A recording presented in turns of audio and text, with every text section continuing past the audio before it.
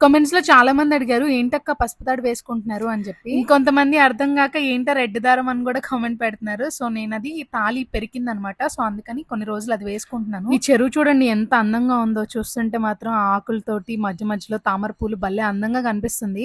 So ఒక చిన్న long drive plan చేసుకొని మా ఊరు నుంచి హంసలదీవి బీచ్ కి అయితే వెళ్తున్నాము. చూస్తుండగానే రోజులు మొత్తం గడిచిపోతున్నాయి. ఇంకా తను వెళ్ళిపోయే రోజు కూడా దగ్గరికి వచ్చేస్తుంది.